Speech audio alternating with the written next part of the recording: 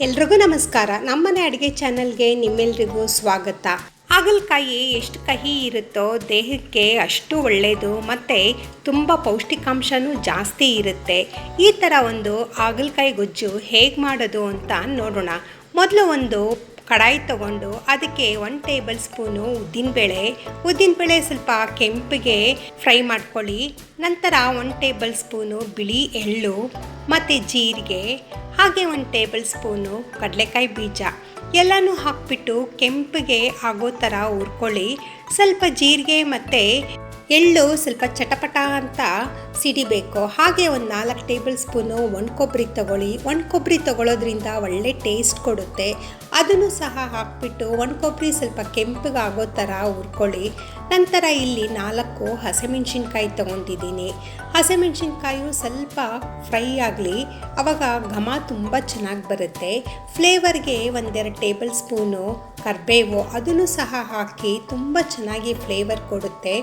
ಎಲ್ಲ ಮಸಾಲೆಗಳು ಹಾಕಿಬಿಟ್ಟು ನೀಟಾಗಿ ಒಂದು ಸತಿ ಫ್ರೈ ಮಾಡಿಕೊಂಡು ತಣ್ಣಗಾದ್ಮೇಲೆ ಮಿಕ್ಸಿ ಜಾರಿಗೆ ಹಾಕಿಬಿಟ್ಟು ಫೈನ್ ಪೇಸ್ಟ್ ಮಾಡ್ಕೊಳ್ಳಿ. ಮಿಕ್ಸಿ ಜಾರಿಗೆ ಹಾಕಿದಾಗ 1-2 ಟೇಬಲ್ ಸ್ಪೂನು ಕೊತ್ತಂಬರಿ ಸೊಪ್ಪನ್ನು ಹಾಕ್ಕೊಳ್ಳಿ. ಮತ್ತು ಅದೇ ಕಡಾಯಿಗೆ 4 ಟೇಬಲ್ ಸ್ಪೂನು ಎಣ್ಣೆ ಹಾಕಿಬಿಟ್ಟು ಒಂದು ಮೀಡಿಯಮ್ ಸೈಜು ಈರುಳ್ಳಿ ಅದನ್ನು ಸಹ ಗೋಲ್ಡನ್ ಬ್ರೌನ್ ಆಗೋ ಥರ ಫ್ರೈ ಮಾಡ್ಕೊಳ್ಳಿ. ಮತ್ತು ಇಲ್ಲಿ ಸ್ವಲ್ಪ ಚೆನ್ನಾಗಿ ಉರಿಬೇಕು. ನಂತರ ಇಲ್ಲಿ ನಾನು ಒಳಗಿರೋ ಕಹಿ ಎಲ್ಲ ತೆಗೆದುಬಿಟ್ಟು ಹಾಗಲಕಾಯಿ ಗುಂಡಿಗೆ ಕಟ್ ಮಾಡಿಕೊಂಡು ಕ್ಲೀನಾಗಿ ತೊಳೆದು ಎತ್ತಿಟ್ಕೊಂಡಿದ್ದೆ. ಅದನ್ನು ಸಹ ಎಲ್ಲನೂ ಹಾಕ್ಬಿಟ್ಟು ಸ್ವಲ್ಪ ಫ್ರೈ ಮಾಡ್ಕೊಳ್ಳಿ. ಅದ್ರ ಕಹಿ ಅಂಶ ಸ್ವಲ್ಪ ಹೋಗೋ ಅಷ್ಟು ಫ್ರೈ ಮಾಡ್ಕೊಳ್ಳಿ. ನಂತರ ರುಚಿಗೆ ತಕ್ಕಷ್ಟು ಉಪ್ಪು, ಅರಿಶಿನ ಮತ್ತು ಖಾರಕ್ಕೆ ತಕ್ಕನಷ್ಟು ಅಚ್ಕಾರದ ಪುಡಿ ಹಾಕಿ. ಯಾಕಂದರೆ ನೀವು ಆಲ್ರೆಡಿ ಮೆಣಸಿನ್ಕಾಯಿ ಹಾಕಿರ್ತೀರ ರುಬ್ಬಕ್ಕೆ, ಸೊ ನೋಡಿಕೊಂಡು ಖಾರ ಆ್ಯಡ್ ಮಾಡ್ಕೊಳ್ಳಿ.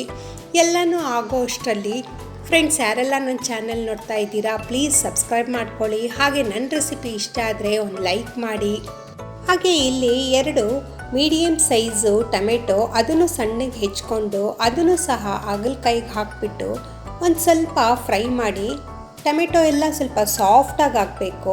ಆಮೇಲೆ ಕರಿಬೇವು ಸ್ವಲ್ಪ ಮೇಲೆ ಹಾಕಿ ಫ್ಲೇವರು ಚೆನ್ನಾಗಿ ಕೊಡುತ್ತೆ. ನಂತರ ಇಲ್ಲಿ ಶುಂಠಿ ಬೆಳ್ಳುಳ್ಳಿ ಪೇಸ್ಟು 1 ಟೇಬಲ್ ಸ್ಪೂನು ಅದನ್ನು ಸಹ ಹಾಕಿಬಿಟ್ಟು ಚೆನ್ನಾಗಿ ಫ್ರೈ ಮಾಡಿ ಒಗ್ಗರಣೆಯಲ್ಲಿ ಸ್ವಲ್ಪ ಹೊಂದ್ಕೊಳ್ಳೋ ಥರ ಫ್ರೈ ಮಾಡ್ಕೊಳ್ಳಿ. ಈ ಥರ ಎಲ್ಲ ಆದಮೇಲೆ ಒಂದು 5 ನಿಮಿಷ ಲಿಡ್ ಮುಚ್ಚಿಟ್ಟು ಲೋ ಫ್ಲೇಮಲ್ಲಿ ಬೇಯೋದಕ್ಕೆ ಬಿಡಿ. ನಂತರ ಮಸಾಲಕ್ಕೆ ಕನ್ಸಿಸ್ಟೆನ್ಸಿ ತಕ್ಕನಾಗಿ ನೀರು ಹಾಕಿಬಿಟ್ಟು ಫೈನ್ ಪೇಸ್ಟ್ ಮಾಡ್ಕೊಳ್ಳಿ. ತುಂಬ ನುಣ್ಣಗಾಗಬೇಕು, ಆವಾಗ ತುಂಬ ಚೆನ್ನಾಗಿ ಮಸಾಲೆ ಹೊಂದ್ಕೊಳ್ಳುತ್ತೆ ಮತ್ತು ಗೊಜ್ಜಿಗೂ ಚೆನ್ನಾಗಿರುತ್ತೆ.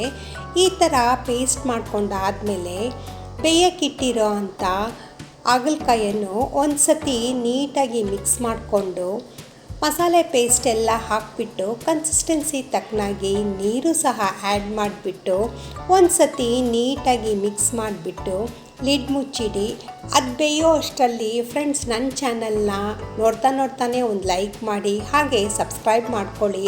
ನಂತರ ಒಂದು ಗೋಲಿ ಆಗೋಷ್ಟು ಬೆಲ್ಲ, ಆಮೇಲೆ ಹುಣಸೆಹಣ್ಣು ರಸ ಮತ್ತು ಬೆಲ್ಲ ಹಾಕೋದ್ರಿಂದ ಒಳ್ಳೆ ಟೇಸ್ಟ್ ಕೊಡುತ್ತೆ ಮತ್ತು ಕಹಿ ಅಂಶನೂ ಸ್ವಲ್ಪ ಕಡಿಮೆ ಆಗುತ್ತೆ. ಹಾಗಲಕಾಯಿ ಅಂದ್ರೇ ಕಹಿ ಇರುತ್ತೆ, ಸ್ವಲ್ಪ ಬೆಲ್ಲ ಹಾಕೋದ್ರಿಂದ ಒಳ್ಳೆ ರುಚಿ ಕೊಡುತ್ತೆ. ಮತ್ತು ನಾನು ಇವಾಗ ತೋರಿಸ್ತಾ ಇರೋದು ಬ್ರಾಹ್ಮಿನ್ ಸ್ಟೈಲಲ್ಲಿ.